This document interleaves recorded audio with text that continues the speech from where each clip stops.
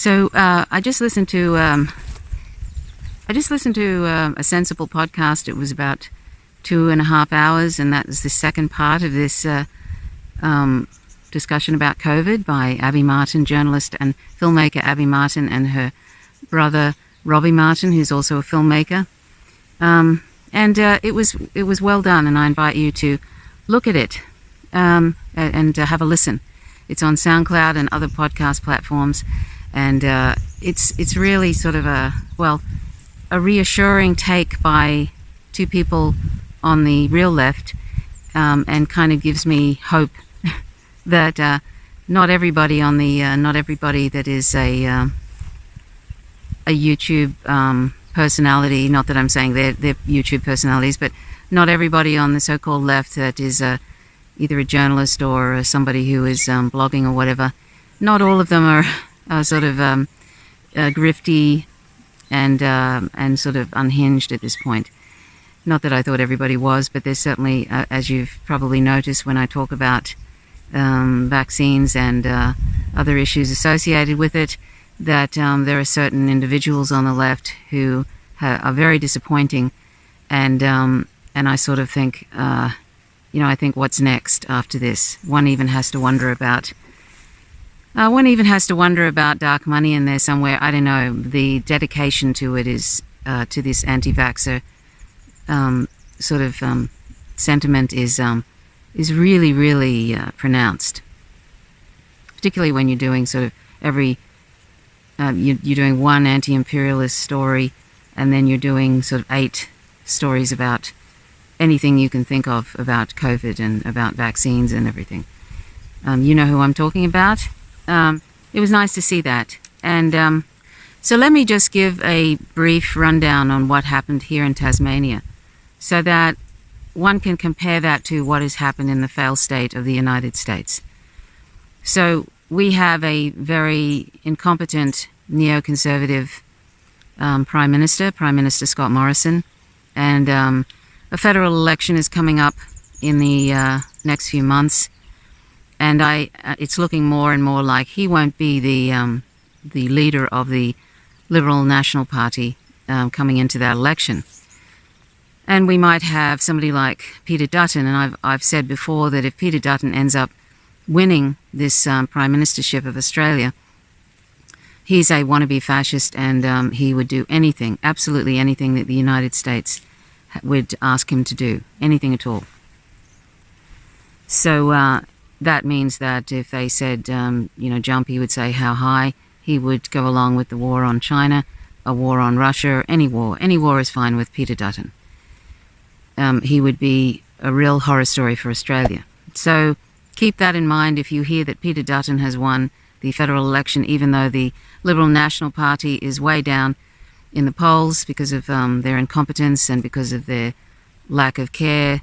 When the pandemic started, they didn't bother to order enough vaccines, and that's why Australia ended up starting off really well with some reasonable lockdowns, brought about by state premiers pushing for that. It wasn't the federal government, but it ended up with no vaccines, even though there was a demand for it. And now Australia has about 94% people vaccinated. So when you hear stories from people like Max Blumenthal, journalists like Max Blumenthal, talking about how there's these big, there's a big push against vaccines in Australia, just remember that particular percentage of 94% and climbing, double vaccinated people, and that's at least double vaccinated, but possibly boosters on top of that.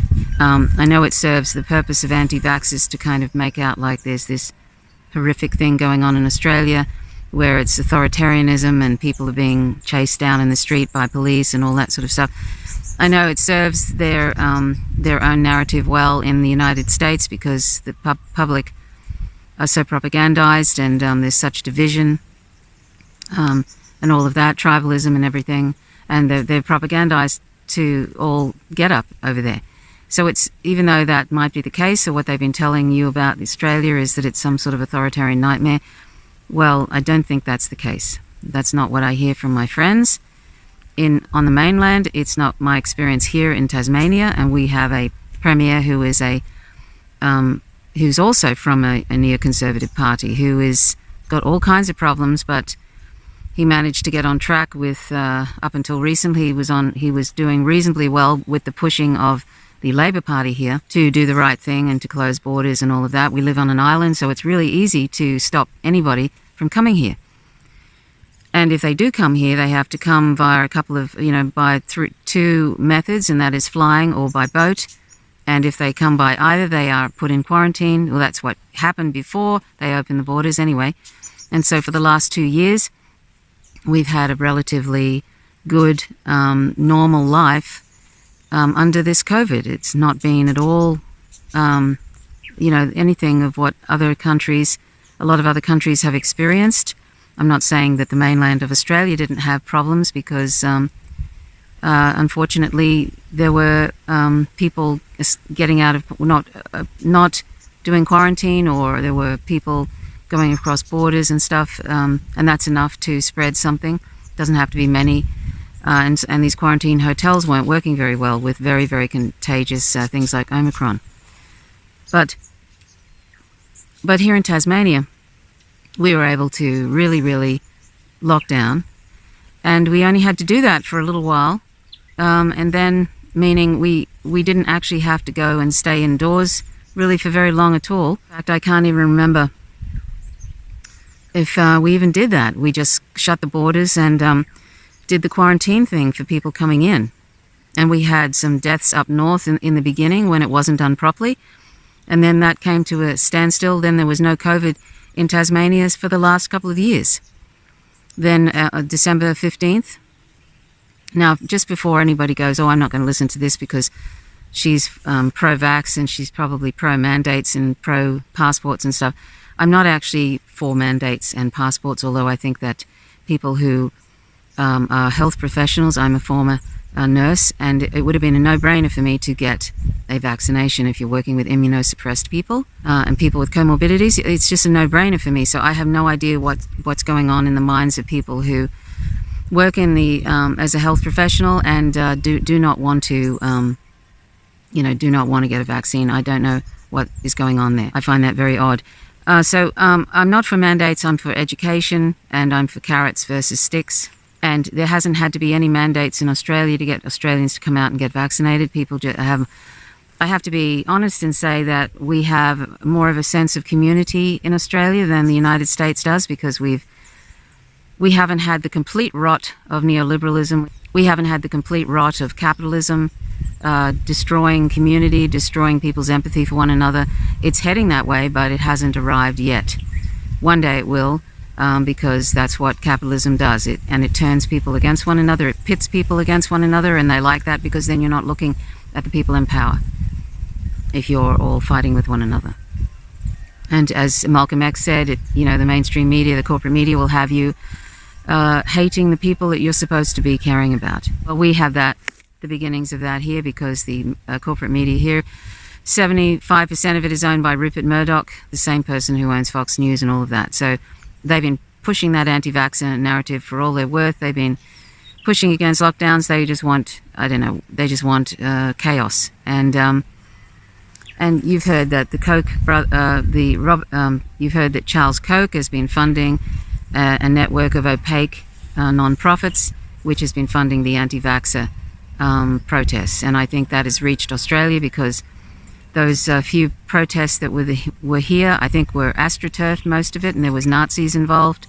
And the Nazis literal Nazis, they wanted to cause chaos, and so they started violent protests, and then, and it all just goes downhill from there. So, but most Australians have come forward. There's been no mandate telling them they must, and they've come forward to get vaccinated, and they're 94% or something, it could be more, are vaccinated, double vaccinated, probably booster shot as well.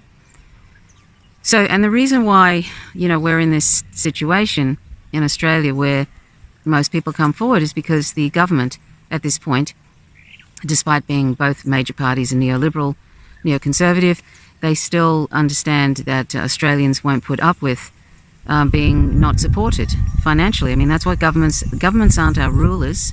Politicians are not our rulers. They are public servants, and they are supposed to support the public when the public needs supporting. And that means when a pandemic happens, you give financial support to people. So Job Seeker was one way of supporting. So Job Seeker was supporting those who were in jobs that couldn't go to work anymore. It was supporting those who were going to work, like nurses and all of that, which people call essential workers. I mean, everybody's an essential worker at some point, aren't they? Most people are. I mean, people who collect garbage, anybody who is doing something, a service for society in some way, it all keeps the wheels going. It's unfortunate that we live in a capitalist system, but I mean, in a society where we're supporting one another, all these different jobs that are supporting society and are serving community are all essential, really.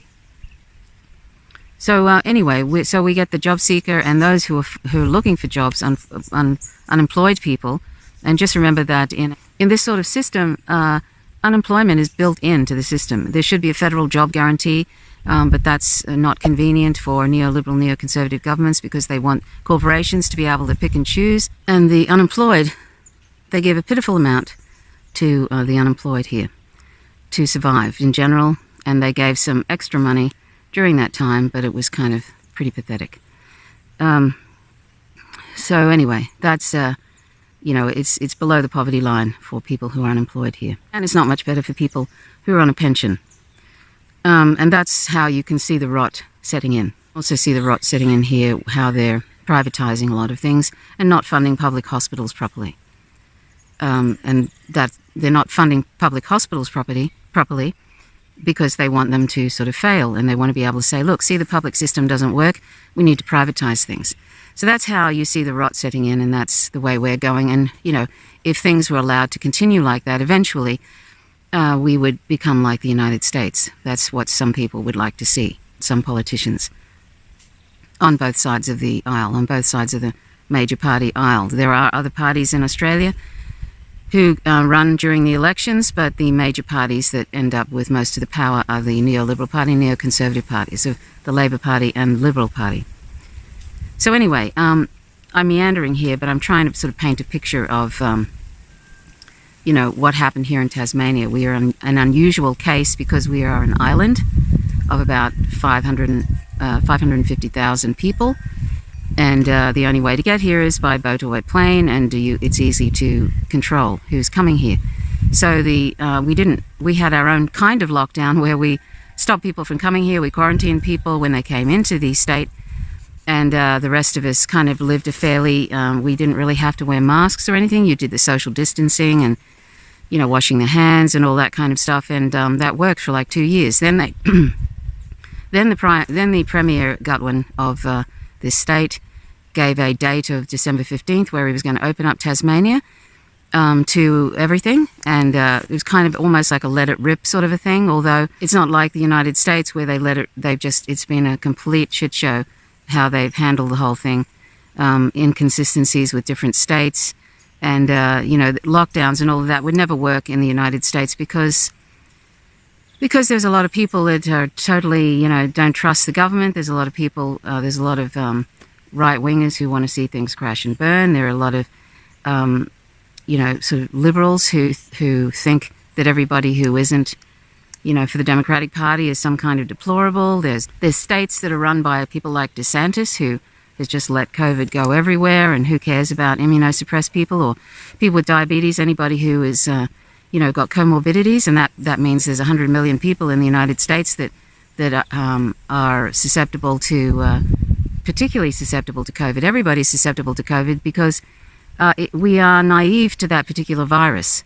So, and it was interesting how Abby Martin mentioned at the end of this, I've just picked out some snippets that I thought I would share with you. She said it's like Russian roulette, and I was just writing a comment about it being Russian roulette when she came out and said that. With COVID, because we are naive to this particular virus, when you can get it, and some people might get through it, if it doesn't kill them, they'll get through it, and then they'll have some sort of a immunity for a little while, but it doesn't last. People who are getting COVID, particularly Omicron, are getting reinfected. So the whole herd immunity thing, which anti-vaxxers like Max Blumenthal have been pushing for a long time, doesn't really work, and you might be lucky and you get through it, and you might have immunity for a while, and then it starts to fade. There are different thoughts on that. Some reports say that it fades, and some reports say that if you happen to live through, it doesn't kill you, and you don't end up whatever. Then you have some good immunity, and you have better immunity if you have been vaccinated and you've gotten COVID. So if you've gotten COVID and you're vaccinated, that's good, but I don't know how long that lasts, those antibodies. Who knows? It's all an ongoing project, and it's really hard to find reliable sources, trustworthy sources. Most of my time in this last couple of years, I've been watching Dr. John Campbell, and I think that most of what he says is actually fairly good. I'm not necessarily endorsing everything that he says, but he has tried to be apolitical. He's tried to be non-conspiratorial. He's tried to base things in science. So I've gotten most of my sort of information from him, and I found him to be very helpful. He's not an anti-vaxxer. I've had 2 people call me an anti-vaxxer in the last couple of weeks. Somebody blocked me because I even mentioned this person. And that's amazing, because it seems like just because Jimmy Dore has cherry-picked something that John Campbell has said and taken it out of context, not mentioning, of course, that he's never ever said that he's against vaccinations. He's always pushed vaccinations.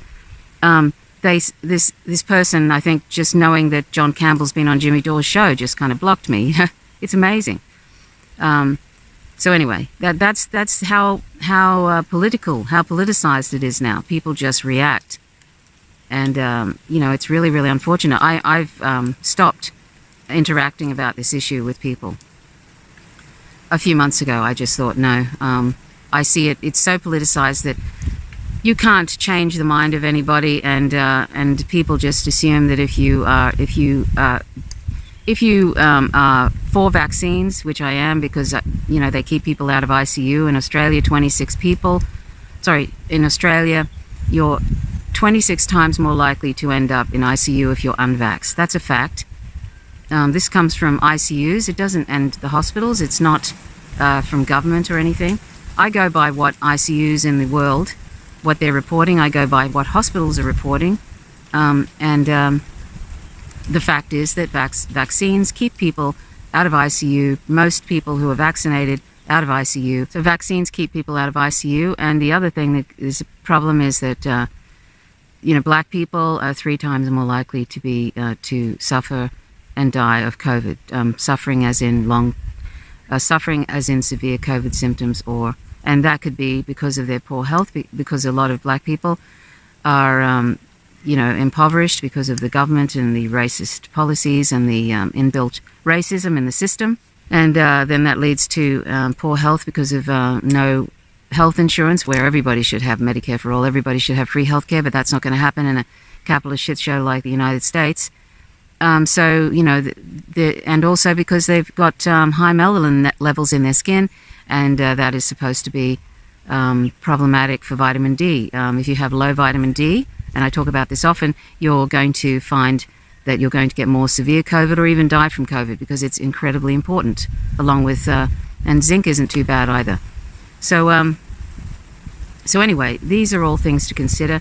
So anyhow, my point about Tasmania is that it's an example of how if you don't have to deal with borders, and you don't have to deal with people who are not going to cooperate to try and keep COVID out of a state, if you don't have to deal with that, you're going to have fairly, if lockdowns were done, if lockdowns are done right from the start, and we are able to just lock down the whole state because we're an island, then you're going to be able to live relatively normally.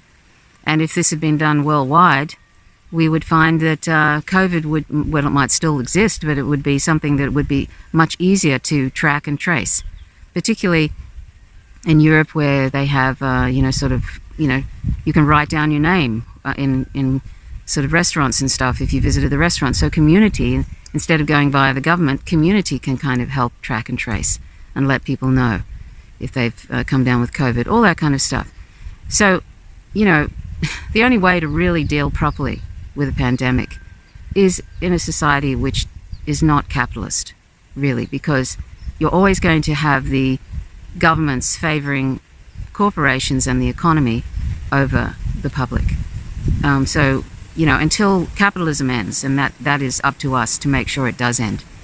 Until capitalism ends, we will continue on this path which is ecocidal, which is anti-people, which is anti-non-human and human animals.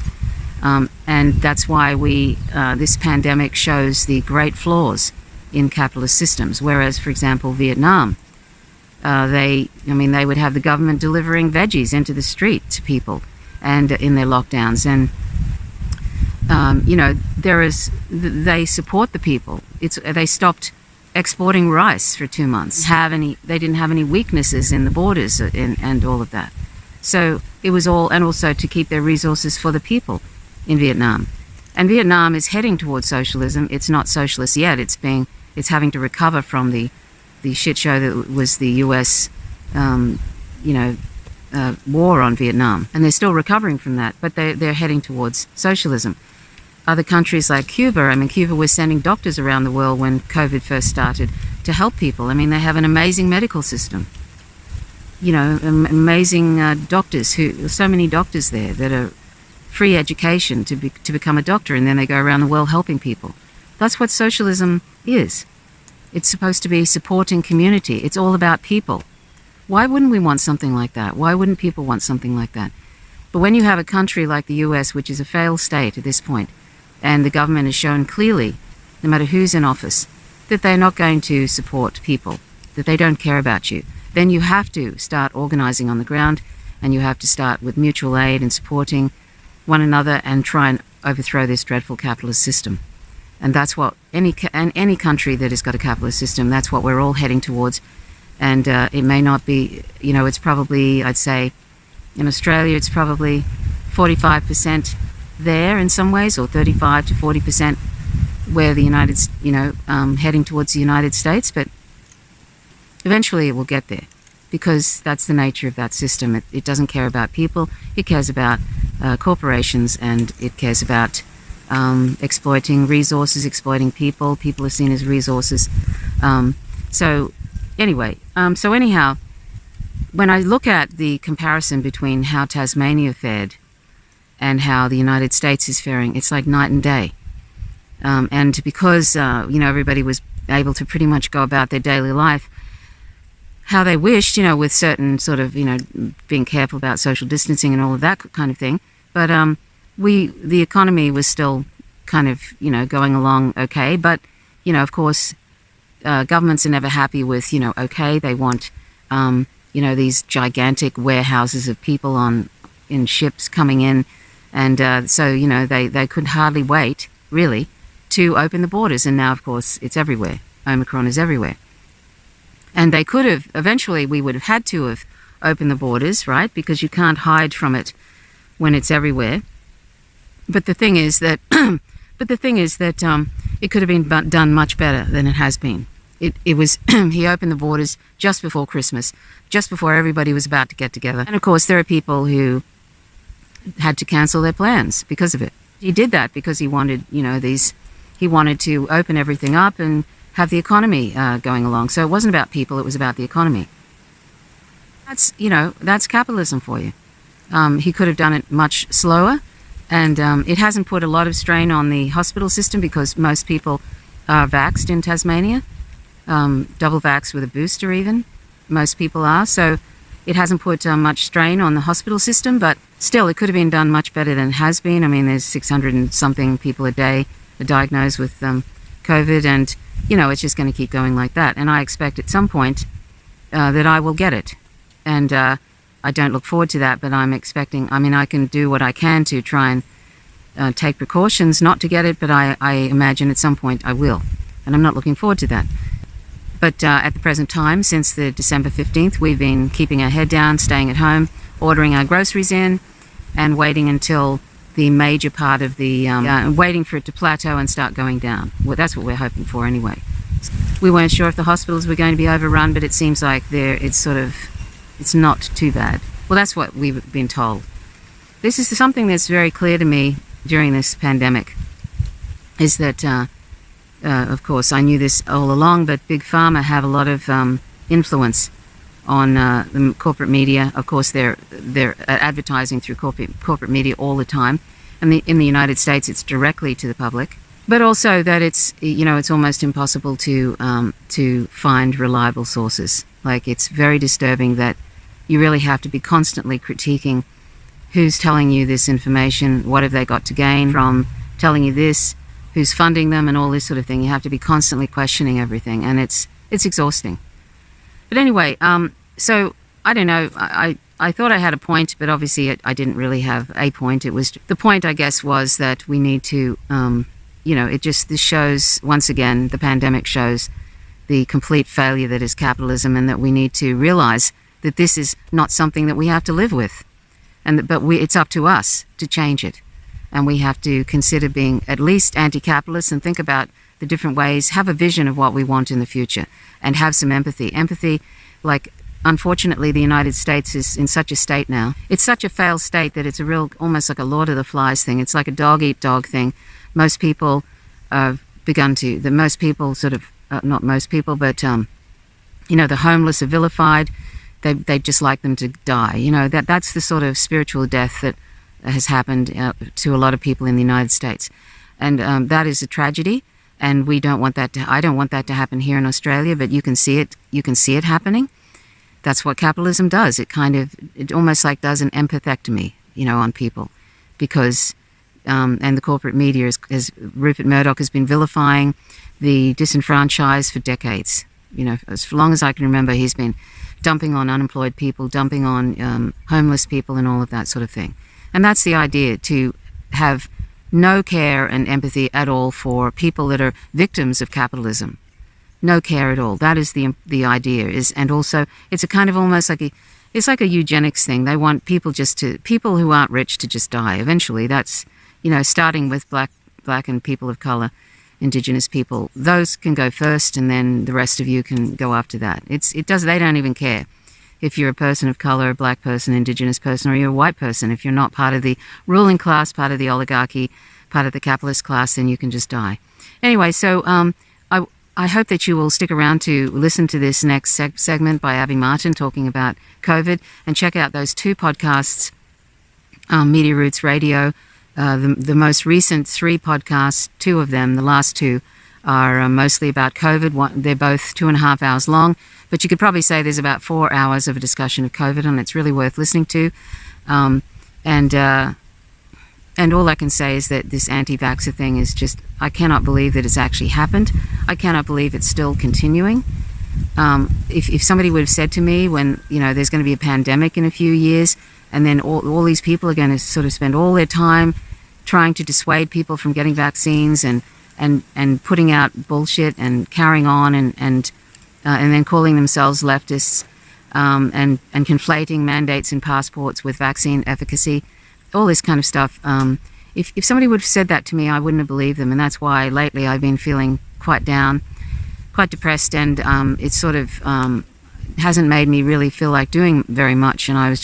And then I sort of listened to this podcast, and it kind of, as usual with, for example, Empire Files and Media Roots Radio, both of those journalist outlets are high on my lists of things to listen and watch, and I hope that you will subscribe to them. But they give me faith in the left, and that's kind of what's needed now, is a kind of a rebuilding of faith in the left, because there are a lot of people now are grifting to the right who call themselves leftist, and it's really sad. And I've said before that it's an ominous trajectory, and I wonder where it's going to end up, particularly when a competent fascist gets in office in 2024, and that's going to happen because the Biden administration, as would be expected, completely failed the public and continues to fail the public.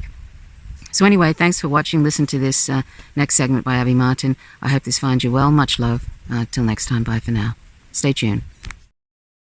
We're living in such a bizarre, dysfunctional society that's essentially a collapsing empire, that you see the dysfunction play out, where people have such hyperbolic notions of what tyranny is. They've never really lived through things before, like other European countries have gone through coups. They've gone through like extreme disruptions in like daily life because of global politics and stuff like that. We just externalize all of our violence. We worship guns. It reminds me, honestly, not only of climate change denial, like you said, like, you know, the kind of akin to like the debate about climate change, but it also reminds me of the debate about guns. Because we're so obsessed with guns and this sacred notion that we deserve these semi-automatic weapons and stuff that you cannot pry them from our cold, dead hands. No matter how much gun violence there is, no matter how many mass shootings there are, there's just this bizarre thing that you cannot take away from us. And I think that politicians have understood that. That's why they've just kind of given up on like trying to do anything with guns. And I think that that's what they've done with COVID. Like, it's gotten to such a bizarre realm that people are just, they've already speculated that this is what's going to happen. And so they've already hysterically seeded that narrative that this is coming. And so like the government's just like, okay, like we're not going to do anything. And not that the government would have done anything if that were not the case, because I think that when you look at neoliberalism in general, the go back to work mantra is really what helps businesses, and the government is completely captured by corporations. So it makes sense when you see the policy. But I think that it's as weird as that. Like, reality doesn't match policy, right? And it hasn't for a long time. But like that to me, it's like the same just kind of fantastical thinking where you're like, you cannot fucking touch my freedom. You can't fucking impede on my liberty, to the point of like neurotic insanity. I'm a civil libertarian in my own right. You know, I think that we share that passion for civil liberties, and that's what drives a lot of our political beliefs. But I also understand how absurd it is to be like, you don't ever pass any gun legislation because of like this, what the fucking Second Amendment says. It's like, come the fuck on, right? Or like, I mean, and we can talk about lockdowns right now, but like, I just want to say my piece about lockdowns, because I think that this is what we should have done from the beginning. I do feel like it might be too late at this point, but I do think that the government can be a useful tool, right? And if it has, if we have organizing power to push certain policies, we could have had a lockdown at the beginning that paid people $2,000 a month to stay home, that gave people PPE, that had a mass testing apparatus set up where you can get on demand, rapid at-home tests. This technology's been around for a long time. Grocery delivery, direct UBI, cancellation of rents, not just the eviction moratorium, which of course expired a long time ago, but straight up cancellation of rents, cancellation of mortgages until we figure out what the hell's going on, until the outbreaks were under control. We had an opportunity to change. And when COVID hit, I remember thinking, this is it. This is it. We're not going to just accept this degradation and like this mass death. We're not just going to become complacent. We're not just going to let this be normalized with no health care. And we did. And we did. And the government just got away with it. And what the lockdowns did in the way that they were done here were just a huge, massive wealth transfer to the top fucking 1%. All it did was give ammunition to the right wing against big government. The government can't be seen as a solution. It created this huge void for huge sectors of the population to get pulled more against the left, more against Democrats. Not that Democrats are the left, but you know what I'm saying. It's like they saw it as an overreach, because now the abysmal failure of the government to do anything to tamp down on the virus has basically ended 2 years later with them just saying, it's up to you. Vaccinations are our only solution. What do you think's going to happen in a society that's rotted to the core, that's so fucking dysfunctional, that has no consciousness about community or public health care, that has no critical thinking, media literacy skills? What the fuck do you think is going to happen in a society like that when the government is saying, okay, COVID's rampant, but guess what? We're not going to do anything. You just have to get vaccinated, and we're going to fucking humiliate and mock you and make life impossible to live until you comply in only certain areas, of course. As you said, there's no federal mandate. The mandate just got thrown out by the Supreme Court. But I mean, in certain cities of the country, how are those mandates going to work? How is making anything compulsory going to work as a last-ditch effort when you've thrown everything else out the window? when we don't have education, when we don't have healthcare, when we don't have anything set up to deal with how out of fucking touch people are about reality. It's like, how do you think this is going to go, dude? You know, the surplus death that we saw that Epic Times and the right wingers are running with, claiming that they're actually vaccines, when I think a lot of those are due to COVID. But I think a portion of that is also like drug overdoses and possibly suicides because of the extreme isolation and the confusion and people not understanding when this was ever going to end. You know, the effect that the mass death has had on a lot of society. Who's dying? A lot of these people are minorities, people of color, poor people. Who has diabetes? Who's obese in this country? A lot of people around food deserts who don't have access to healthy food, who don't have payments that they can pay for healthcare. I mean, why don't we think about these things? And so, yeah, I mean, if it were me, if I were the president, I would do a lockdown, a federal lockdown, and I would pay everyone. I would cancel the rents. I wouldn't give a fuck about what businesses wanted. I would make sure that everyone was cared for. And the first thing that I would do is roll out free healthcare for everyone and free mental health. And I think that that's really the only way to go. Unfortunately, it's too late. It's too late. And there's going to be no relief efforts whatsoever. No more checks. You had a senior Biden spokesperson saying that they're not going to incentivize sitting at home, Robbie. Why would they send us checks? It would just incentivize you to not work. So basically, I think the whole pro or anti-lockdown paradigm is kind of a false paradigm. I think that you can be anti-lockdown in the sense that you don't agree with what the US did, or a lot of these other neoliberal countries that push austerity and just don't give a shit about their populations and used it as a huge power/wealth grab. Or you can look at communist countries' responses to the pandemic. Venezuela, Cuba, China. What did they do? They were pretty extreme lockdowns, but they also provided basic social services and really did focus on the population.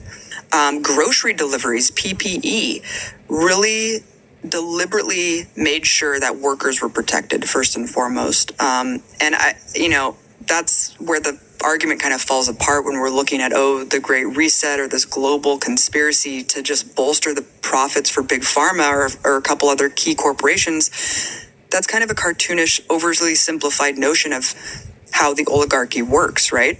It's not a global thing that controls every single country. I mean, obviously this is a global pandemic. Obviously COVID is real and there are millions of people who are dying. And other countries dealing with COVID is an interesting facet. It's a good window to see what are the other options to try to mitigate the worst effects of COVID. And there are plenty of corporations who were extremely hurt by the temporary lockdowns in some states. And so it is kind of absurd to make the argument that it's actually an anti-corporate argument to be opposed to lockdowns, and that lockdowns actually helped corporations because of this massive upward transfer of wealth. Yeah, in a country as fucked up as ours, obviously everything's going to be fucked up with the way that this government manages huge crises. But I just think that dismissing the notion of mitigation in terms of lockdowns is kind of missing the point, because I think that as organizers, as people who are politically active, we can push for a utopian vision of what we want to see. We can push for, the response that we would hope to see, even if it's not a possibility right now because of the material conditions of our reality. Like, we can still organize and push for what we know needs to happen. In terms of the herd immunity stuff, I think that that's pretty fucked up. And I kind of said that at the beginning, this notion that we should just let the virus rip through everyone.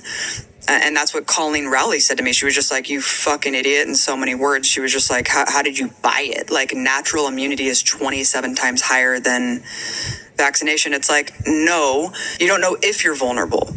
Not everyone knows if they're immunocompromised. Not everyone knows if they have a morbidity or whatever. But I do know, based on a lot of the data that I've parsed through, is that natural immunity having been contracted with COVID is stronger if you are vaccinated as well. Even people who are pushing the natural immunity thing have to concede that with vaccination, your natural immunity is obviously stronger. Another problem with this argument is that to have natural immunity, you need to have survived COVID. So it's like, you don't know what, that's the whole point. It's like Russian roulette. You don't fucking know what COVID is going to do to you from the short term or the long term. So it's like, to mock people and be like, oh, you fucking idiot, like, how did you get vaccinated? Why don't you just get COVID and have natural immunity? It's like, you don't know what COVID's going to do to you. And also, how come it's not working? How come there's so many reinfection rates? I've met people who have had COVID twice in like a month. Like, so what's with the natural immunity? How come you don't immediately just get immune from contracting COVID again? Obviously, that's not working. We're seeing people with reinfection rates several times over of getting COVID over and over again. Where's the natural immunity argument? We've had COVID for 2 years now. Tens of millions of people have been infected with COVID that are getting reinfected. Where is the herd immunity? Where is the natural immunity? Why is this happening? There's obviously a big hole in this argument. And on top of that, even if it did work, I still do not support social Darwinism. I don't support letting viruses rip through vulnerable communities when 100 million people in this country have vulnerabilities. I care when people die. I'm an empathetic person. I care about people who are obese. I care about people who have diabetes. I don't want these people to get sick and die. And I've seen a lot of people callously disregard the mass death by being, well, they had comorbidities. Oh, they had this, they had pre-existing conditions. So what? You don't have empathy for people who have diabetes or who are overweight? That's sad. I'm just not that type of person. And I feel like there's a really callous kind of underpinning to this argument that needs to be understood, that it's not okay to just think about this in this way. So yeah, and then going back to the argument about everyone's over 60 or over 70 who's at risk, it's like, yeah, I consider people who are the older community in our society as elders who have extremely important life experience that we need to cherish and prop up. Like, to just think of older people as expendable is just like trash, dude. Like, I'm not there. In our dystopian hellhole shithole country, I don't think that mandates are a good idea, even though they only exist in like a couple cities across the country right now. I agree with someone like Jeremy Corbyn and Richard Wolff when they talk about how they are pro-vaccine, but they're worried about mandates causing an unnecessary rift and further dividing the working class. Because when something's compulsory in a really dysfunctional society that people are literally divided on like what reality is, it's going to create an enormous schism that is only adding to this kind of harsh polarization of debate, of dialogue. Right now, we need unity moving forward. We need to organize an alternative to this system before it kills everyone. And I personally think that there's a third way. I believe in tracking and tracing, and I believe in testing. So instead of vaccinations being compulsory as like this last ditch effort, like, oh, well, we haven't tried anything else really, so like now it's just about everyone vaccinating themselves. Like, why can't we, on one hand, obviously healthcare and a massive push for education and public consciousness about health and offering those services in low-income communities who are being hit the hardest from COVID. But why can't we issue tens of millions of rapid tests? Tracking and tracing. Everywhere I went in Europe, you track and trace. It's not that fucking hard. Whenever you go in a restaurant, you put down your name, your phone number. It's not for the government data mining you or a biotech security state. It's for people to just inform each other if someone contracted COVID. Because it's a community response. It's like direct action within that little tiny pocket of the community. So I feel like there has to be another idea or another way that we can think about these things, because by being vaccinated and by supporting the things that we're talking about, it doesn't mean that the left loves big pharma or trusts pharmaceutical companies. because individual freedom trumps everything else, and including logic, we're at the point now where literally any effort to contain this will be seen as a sign of authoritarianism. I mean, so it's really pointless. And so, the onus is just on us to just do direct action and mutual aid. And we're just left to fucking die, basically. I think that we need to lift the intellectual property rights. We need a huge education rollout, and we need massive consciousness and just an empathy chip installed. And these, I wish the vaccines came with an empathy that's what chip. Elon Musk is going to. Policies and effects in every single country that's dealing with this, which is every single country in the world. You mentioned before these viral movies of different protest movements happening or erupting across Europe and elsewhere because of the COVID restrictions. They are all context-less. I have no idea what the circumstances are with any of these video clips, so it's really, really hard to even understand what's going on. And I'm just trying to focus on what's happening here, because as a leftist, as a socialist, I truly do feel like the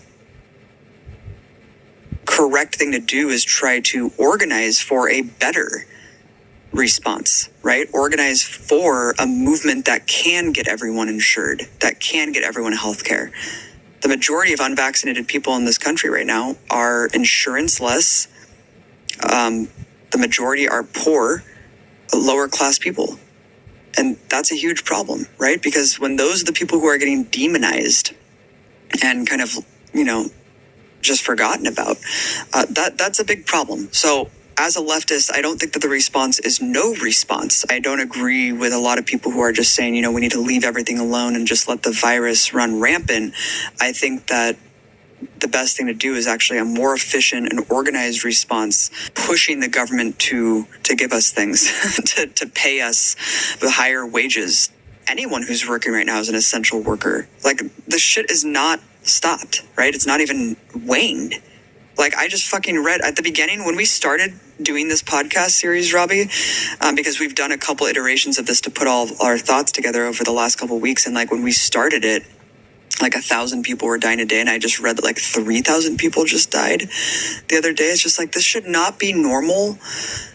And it's hard to summarize like what my thoughts are, because it's just so all over the place. But I think above all, my final point is just like, I think that everyone's life has value, and I don't think that this is some big conspiracy to control us. I think that this is just what happens in a highly dysfunctional state that is rotting, like in every which way, that has no feasible like public health sector, that has no safety net for its citizens, and it just exports violence, barbarism, and mass murder.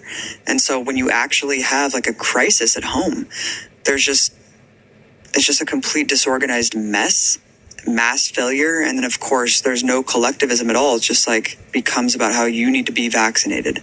And then there's that whole other problematic notion of, well, what happens to the people who are not vaccinated and who refuse to get vaccinated?